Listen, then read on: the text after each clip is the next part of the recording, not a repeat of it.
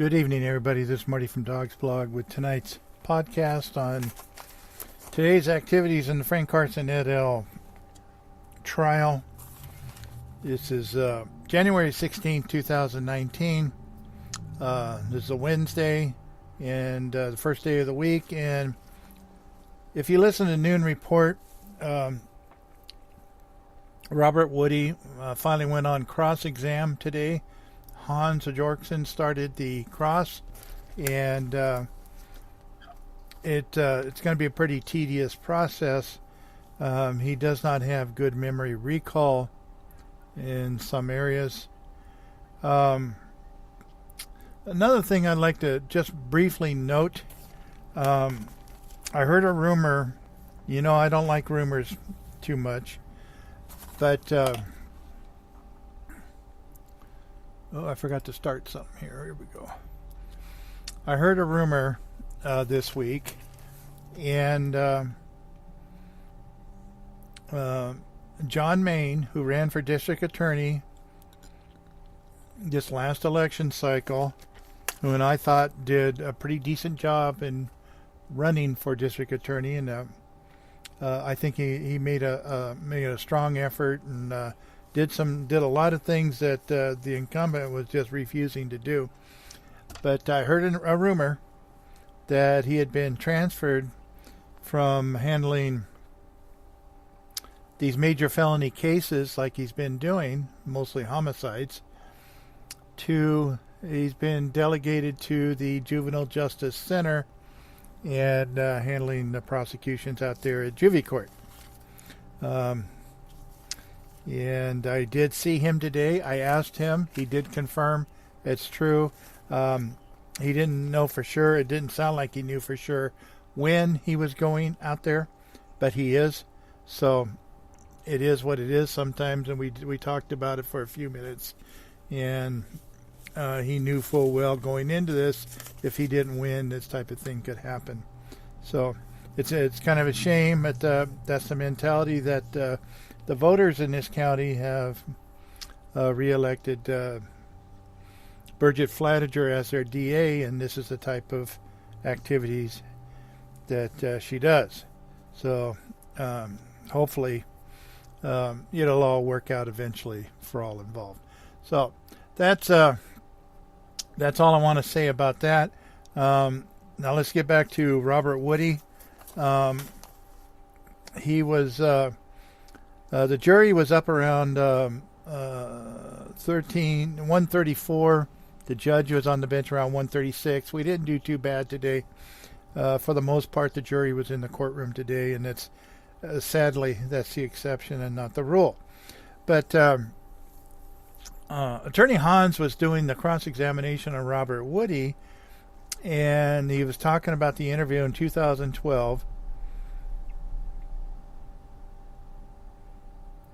And he had talked about, with the investigators, some of the rumors that he had heard on the street.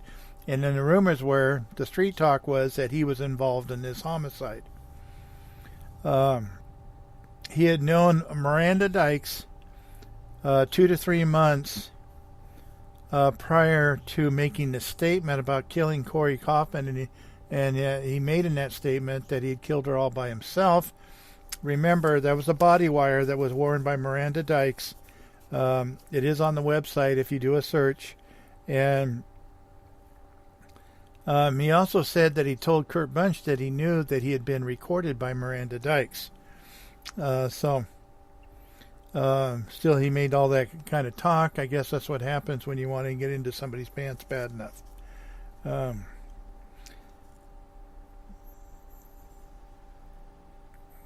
There was also there were some things in regard to that, and he had a lot of problem remembering some things, and his response is do not recall. Once you say do not recall, you can refresh the memory, and then you can't keep asking them questions about it if they don't remember. And a lot of these witnesses for prosecutions are very familiar with the term do not recall. John Evers told Woody they have his confession on tape. He said he didn't recall John Evers saying that. He read it from the transcript. He says it still does not refresh his memory reading the transcript of John Everett. That's a transcript of, I believe, it's either the report or the transcript of the recording, one of the two. I'm not sure what he was refreshing with. He was using different things today. Robert Woody did say that Daljeet Atwal had hired a guy to do something to Corey Kaufman. Robert Woody did remember that was true. And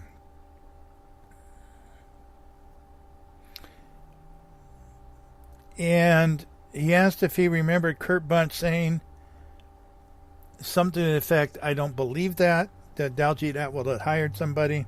He did not recall that part.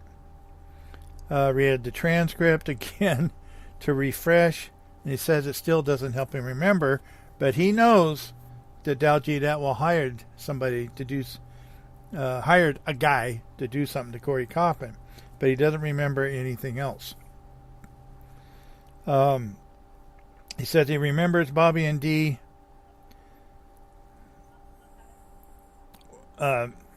did it when Kurt Bunch asked him about it. And he said that Kurt Bunch said, and he agreed that it was on the Frank Carson property. But then he kind of backpedaled on that a little bit, and he says, I do not recall. Again, refreshing. Just about every question was refreshed with Attorney Hans today. He said that the refreshing did help him remember on that one, which led to a sidebar for some reason. And Robert Woody said they did hire a guy, and somehow he went back to that. He was still stuck on that one for some reason. And Kurt Bunch didn't believe it.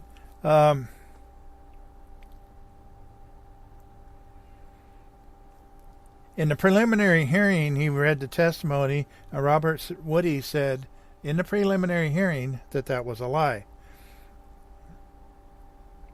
And he remembers thinking that Scott McFarlane had done something to Corey Kaufman. At one point, he believed that Scott McFarlane was responsible for Corey Kaufman's disappearing.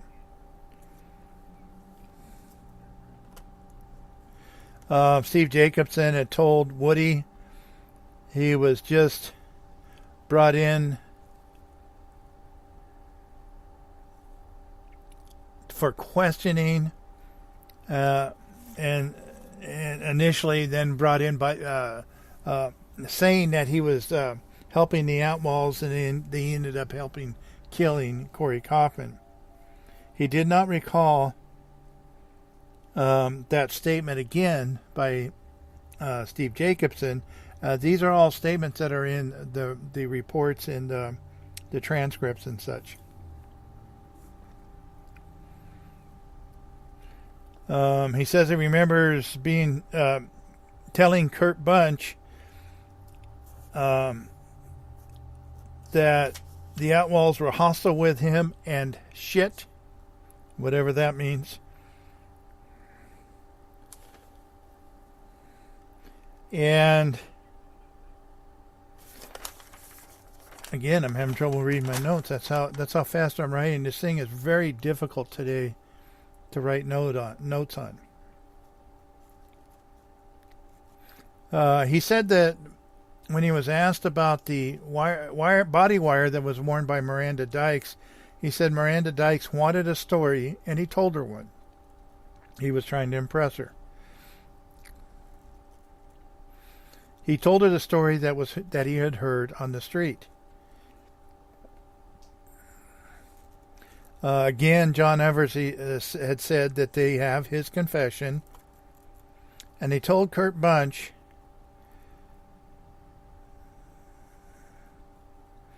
that he was not there, but in that recording he only made it sound like he was. Now remember, Woody was arrested around 8 o'clock. He turned himself in around 8 o'clock at night. This was on February 28th, 2014, and they interviewed him for several hours going into the early morning hours of March 1st, 2014. He had been on a several days binge of alcohol and methamphetamine and had very little sleep the last 3 or 4 days before turning himself in, and then they kept him up all night.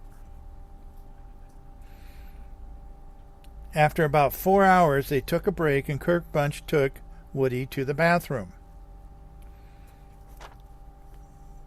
And Kurt Bunch made a point, and I remember watching this video, that made a point of saying, we're going to take a break. They stepped out of the interview room where there was no recording going on, wherever they went, and Kurt Bunch made a point of saying they're not going to talk about it. They were just going to take a bathroom break. They were out about 20 minutes, and they came back in the room, and Kurt Bunch said that he wanted Woody to repeat what was said during the break, so apparently they did talk about it. He made some type of statement when he went to the bathroom.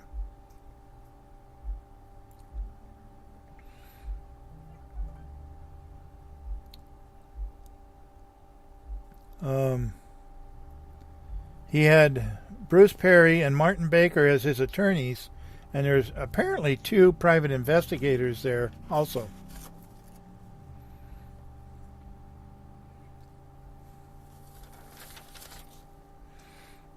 Somebody just asked me if I'm not doing a podcast.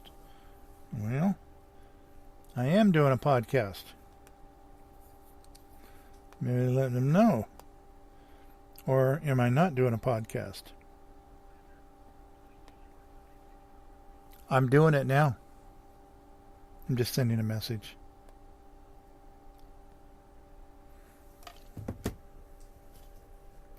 Okay, so they did take a break, and then when they came back, they said they weren't going to talk about it. When they came back, apparently they did talk about it.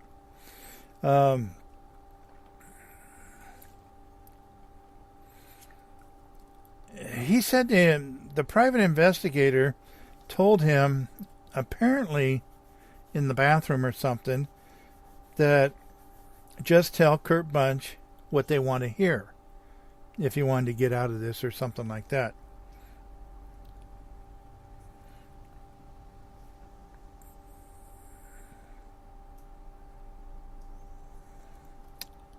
This ended up in a sidebar, so I don't know what the issue was involved there. But Hans brought up on September 27, 2016, preliminary hearing testimony. He was going to go over some of that testimony. Marlissa Ferreira wanted... Hans said the line numbers that they're going to read on the page. And Marlissa Ferreira says she wants the next line read too. And the judge says no. She says it's been struck. It's not allowed to be said. When something's been struck, it can't be allowed to be said. What Marlissa Ferreira was probably hoping, which happens every so often, that the judge didn't realize that she had struck it. She tries to use every angle that she can.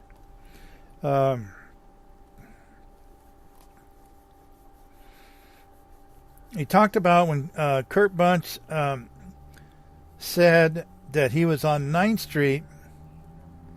Robert Woody said that it wasn't on the property. And again, he's reading a transcript to refresh his memory because he says he really doesn't remember.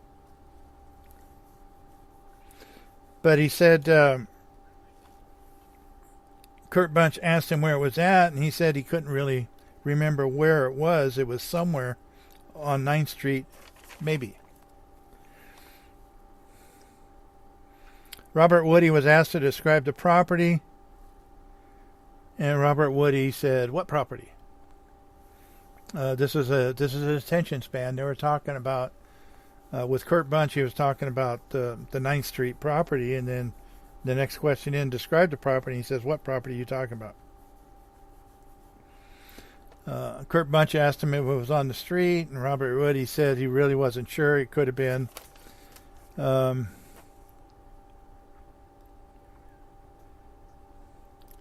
Again, he was reading more transcript to confirm what he said in the preliminary hearing. He said again it didn't refresh his memory about what he said about it happened on the street and not on the property itself.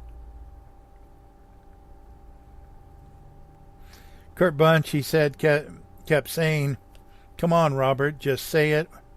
He says he didn't recall Kurt Bunch saying anything like that. Robert Woody said that he has to prove that he has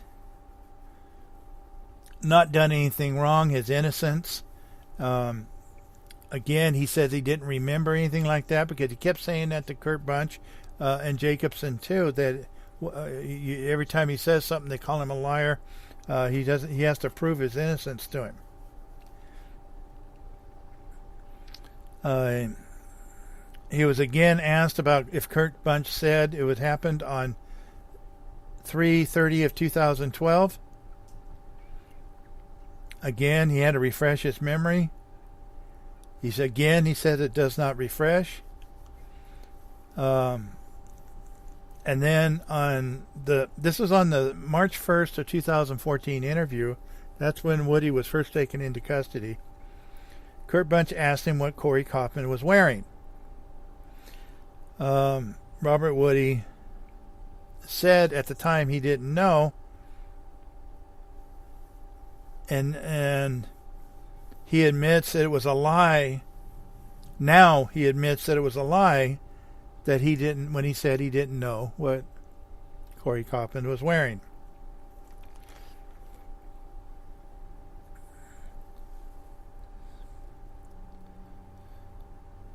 He admitted he had said it was kind of a duplicate answer here, or question that led to the same type of answer. Some of these questions, that's why I'm skipping over some of this stuff, because it's the same questions, just versed a little bit different. But it says he did say at some point that he didn't remember. After this interview, he said he didn't remember what Corey Kaufman was wearing.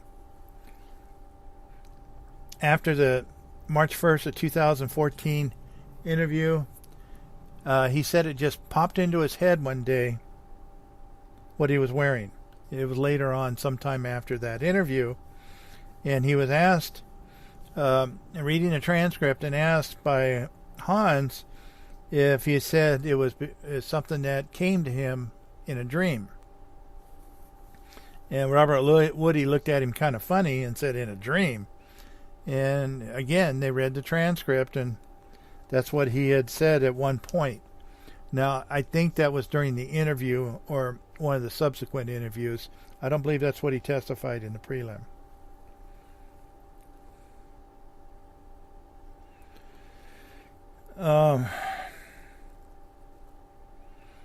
John Evers and Kurt Bunch were asking about where they entered the property. Robert Woody said something to the effect, "I guess in the front, that's where the gate's at." And he was making comments like that in the interview. When I listened to the interview, he was just kind of going with the flow with it, it seemed like.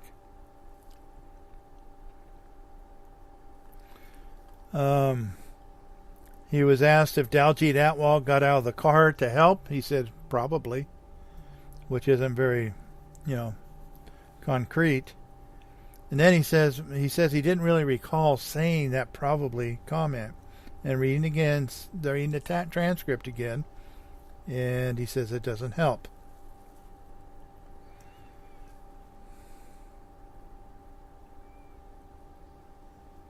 When Kurt Bunch asked him if Corey Kaufman died from the injuries he received during that altercation, and he was asked, did he say, I guess, yeah.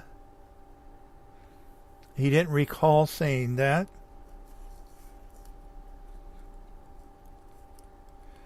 Later, he had said that he had lied to everyone that he was talking to in that March 1st of 2014 interview. He went back and forth on a lot of things, and if you follow this case at all, you'll see that he did that several times, including with his own attorneys. Steve Jacobson transporting him to court. That's when Woody was in Tuolumne County, and he was transporting back and forth to court. Had many conversations during the rides.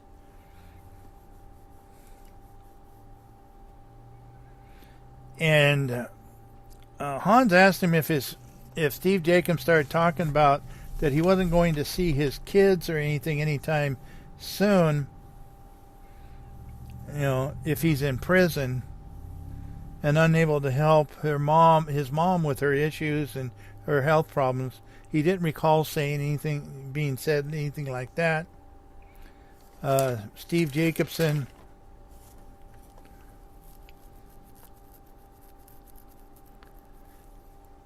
said that he was just pointing out something that he just wanted to be sure that he saw the truth of the matter of here, what would happen.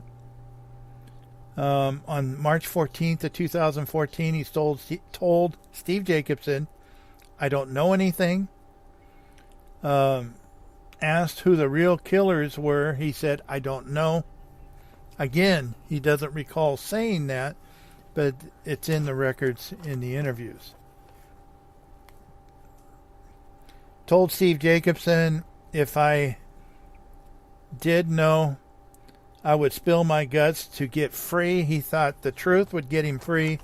Just saying what needed to be said. He says he can only get free by telling the truth. And that's what he believed the polygraph would do for him too.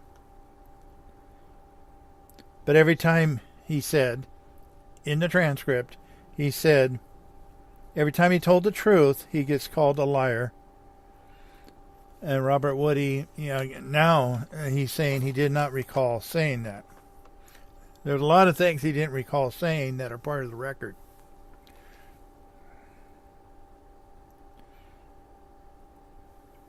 There was an injunction at this point. The jury was sent out.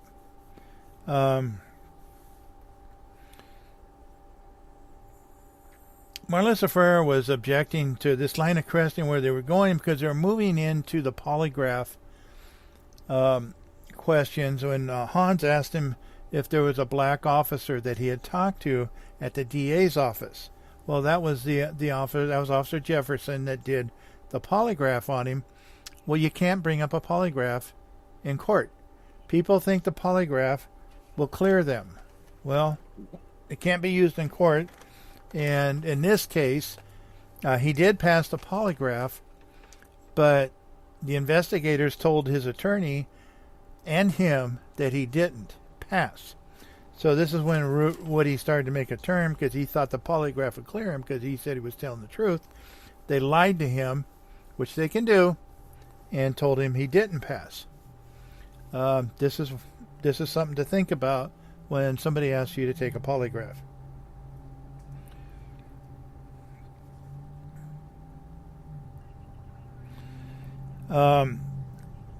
So the jury was sent out. They were actually, it was just about break time anyway.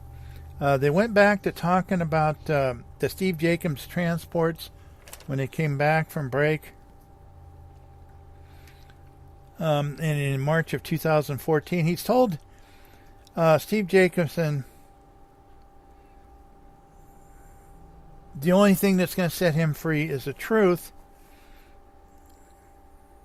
Again, he had to read the transcript to try to remind himself. And again, he says it does not refresh his memory.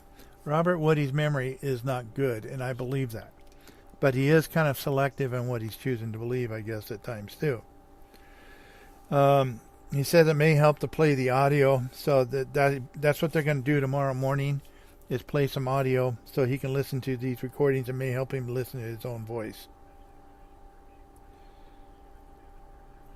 Robert Woody said in the transcript, and Hans asked him about saying that he can help you guys, meaning the officers, by making false statements and pointing towards other people. Robert Woody did not recall saying that. Reading the transcript to refresh.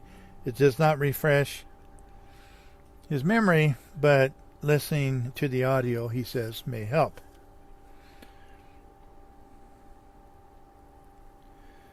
He said in that interview on March 1st of 2014, he said he told lies and stories about the property that were not true.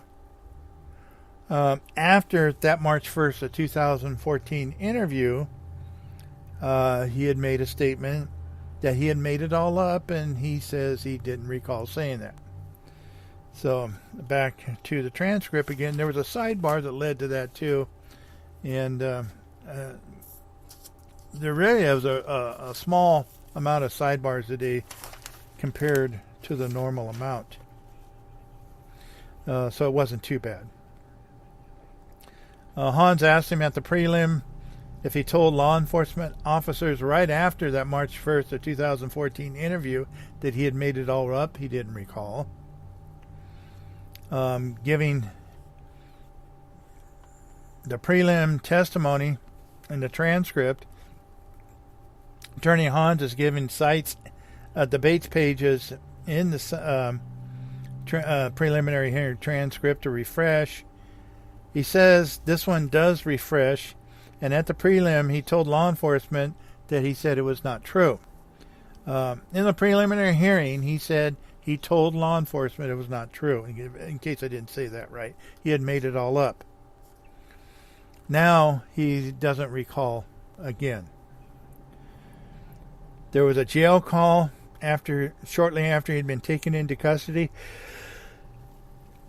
He had told his parents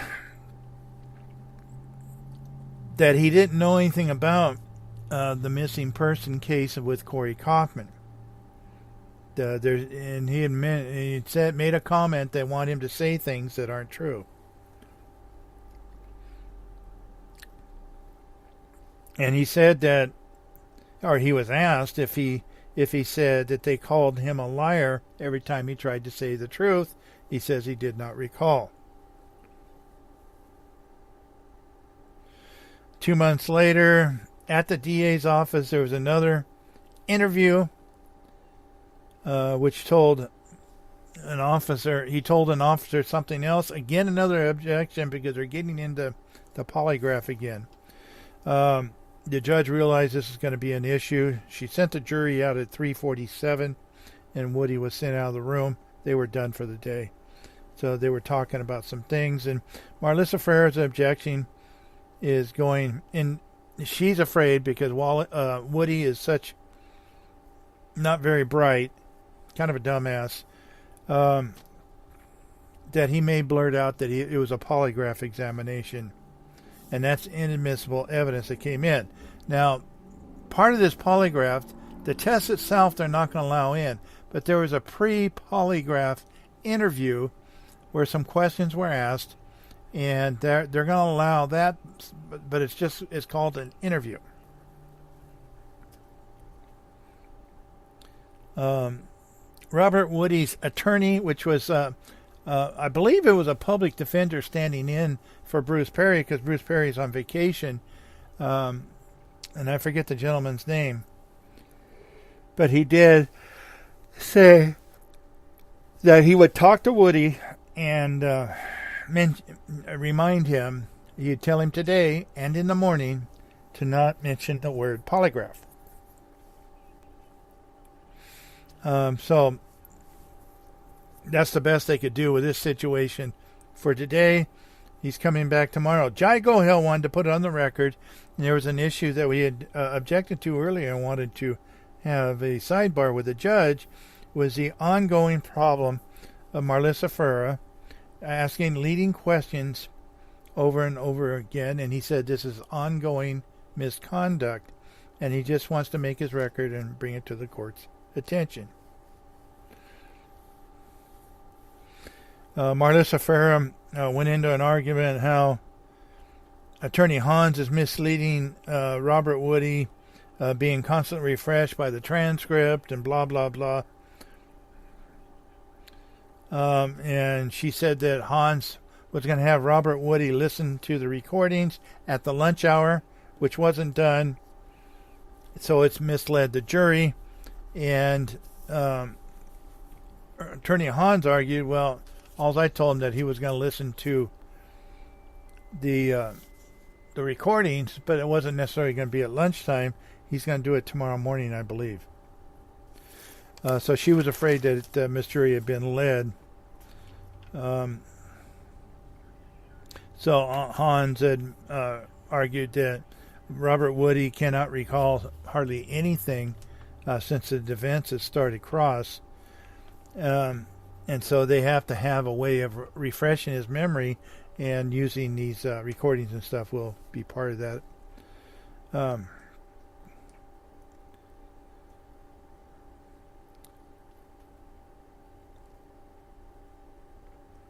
Judge Iniga disagreed with Marlissa Ferreira and asked